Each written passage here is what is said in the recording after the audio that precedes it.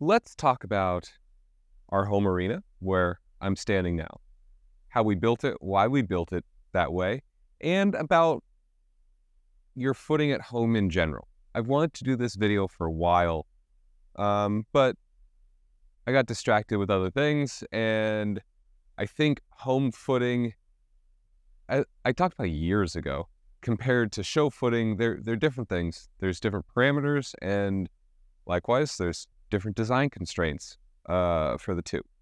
So let's go for it. My footing and my thoughts on home footing. Okay, so first and foremost, this arena is what's called an ebb and flow arena. That was a company name, but now it's kind of used more like standard vocabulary. What it means is this arena is a bathtub.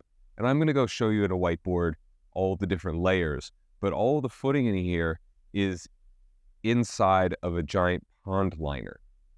And that allows us to apply water from the bottom. So it has a perfectly even spread distribution of water throughout the arena to keep things perfectly consistent. And also it allows us to use about 15% the water, 10% the water that we used to use. My arena is 150 by 260 feet, and it uses less water than my 60-foot diameter round pen that's water with the sprinkler in the middle. That's because all the water is coming by evaporation after it wicks through the whole surface.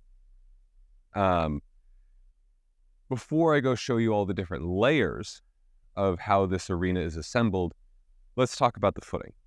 You will see that the footing is not white. And white footing means it is pure silica sand. And the reason we use pure silica sand is because those grains are a lot more durable. They're a lot tougher and they break down slower. But they're more expensive. And I didn't see the need to pay for it. So we got a different sand that's easier for me to get, cheaper by the ton. And because it's a home arena, I'm not putting 200 rounds a day on it, and I'm not dragging it a bunch, multiple times a day. So I'm okay with it being arguably a bit less durable, meaning I'll have to replace the footing earlier. Also, there's no fiber, there's no felt, there's no crushed rubber, there's no additives to this footing. It is just sand. And that gives the horse a more forgiving feeling. With the ebb and flow system, having no additives and just straight sand, I can do that because of being able to water from underneath. And it is just better for the horses, especially at home. I'm not hooking hard turns. This footing can't handle hard turns. It can't handle a whole bunch of jumping rounds where people are turning in the same place. It can't handle jumping many rounds at above 145. But also, those are things I don't do. So I don't need that.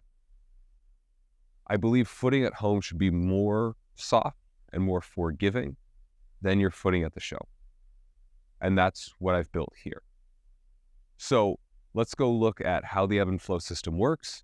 I'll draw out all the layers, why they're there, and how that allows this arena to be hard if I want it, soft if I want it, loose, tight,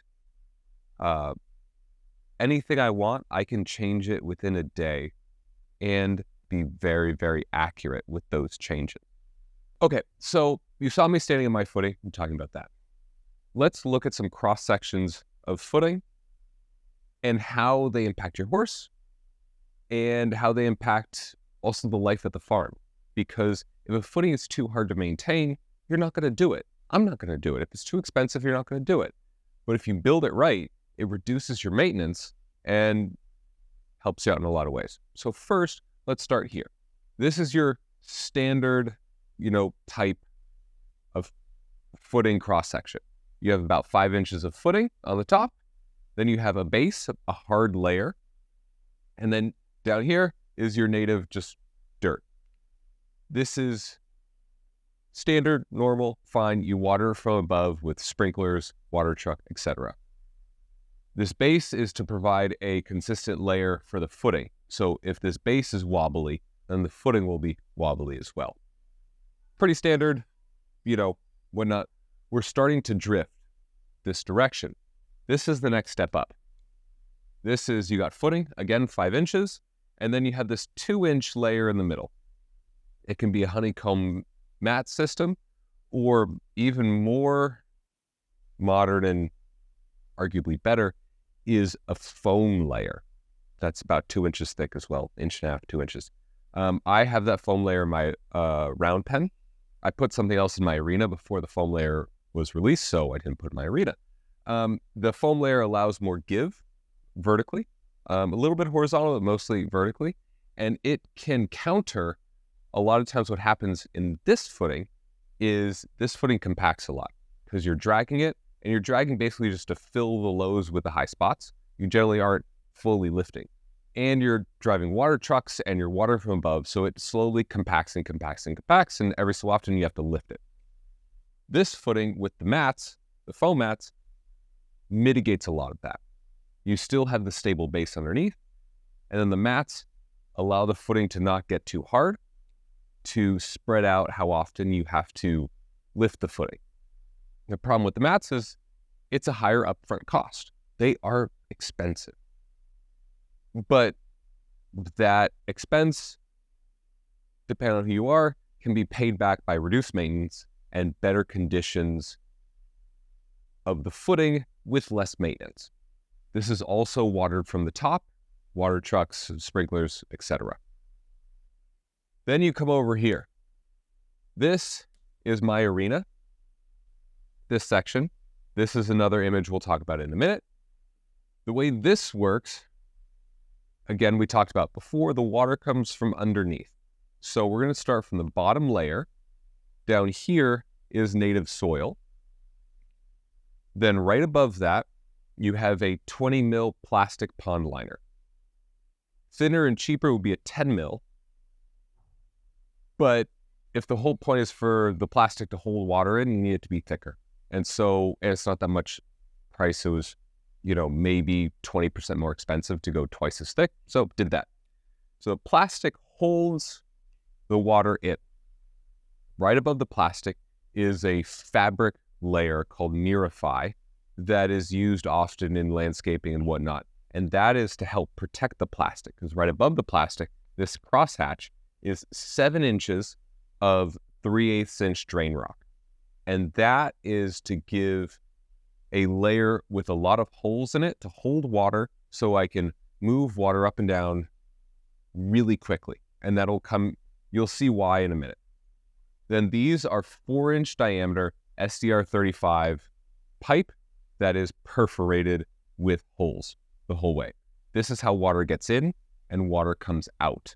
We will pump water into these pipes, and that will raise the water level.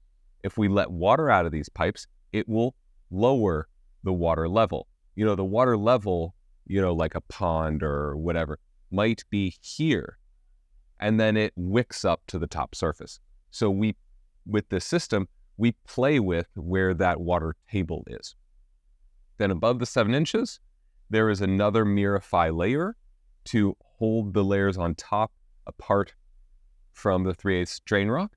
Then there's a 2-inch plastic honeycomb mat system that is then filled with washed concrete sand.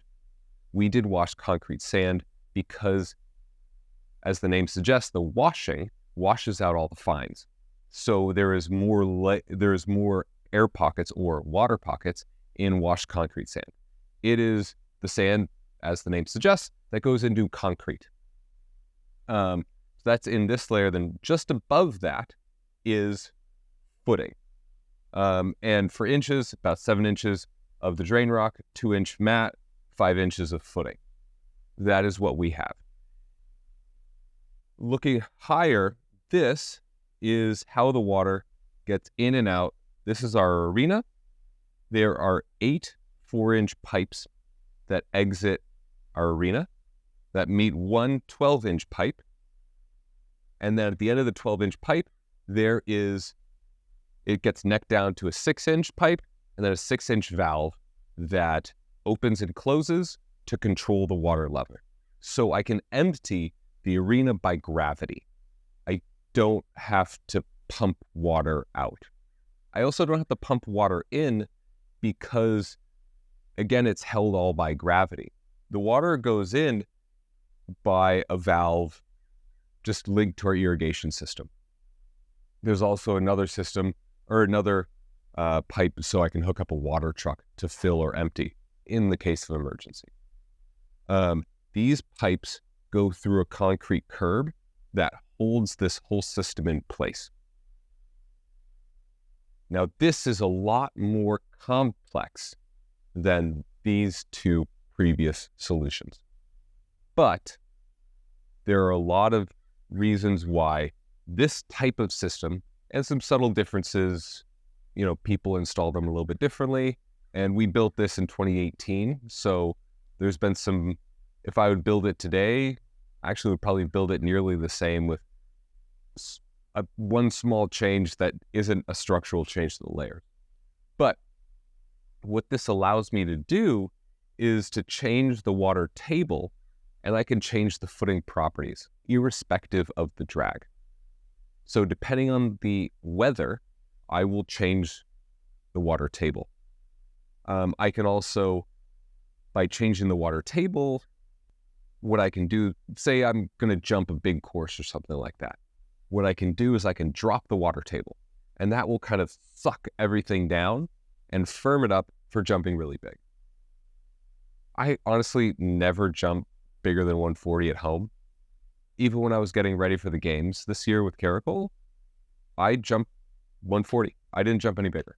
But if I wanted to, I can suck the water out, and that will harden everything. When I raise the water table, that will soften things. And this type system allows me huge breadth of how I can modify the footing qualities with the same sand, the same everything, with, not dragging. I also can keep exactly the footing I want and change it at the speed that I want. What we do, there's a computer that controls this. There's also manual methods. Think of like a dipstick for an oil pan in your car to test what the water table height is. There's a lot of background systems that are backups in case other systems fail. And so no matter the outside weather, I can keep the footing exactly the way that I want. And what I'll do with the computer is I'll say you fill to this level, and then you wait till the water table drops to some level, and then fill again. And that range I can play with. And so that allows the footing to change over that time period when you go from up here to down here in predictable ways, depending on the weather. And so the footing is not always the same, because footing at home shouldn't always be the same. It should vary within limits. And this system allows me to vary the footing exactly as I want, completely predictably. One last thing to note is with these footings, you generally do them with a single plane slope of about 1% to a corner or a flat side, or you dome them ever so slightly to help water run off. In this system, the footing is perfectly flat. That's because all the water you want to leave by these pipes. You don't want a high spot or a low spot. It is perfectly flat. All the water comes in and out by these 4-inch pipes. I've had the system, we built it 6 years ago, and we have not had, other than the valve that lets water out, we haven't had to change, replace, or update a single thing. We just changed the footing this year, but the footing when we did the arena in 2018 was already like 8 years old. And so we got another 5 plus years, 6 years out of it. And I expect the footing we just replaced to last me at least 10 years. My point is, this is complex, I understand, compared to where we started. But this upfront cost, when you do it right, lasts a long time, gives you all the variability and predictable changes you want, and pays back in lower maintenance and more control over the footing conditions that you want for your horse.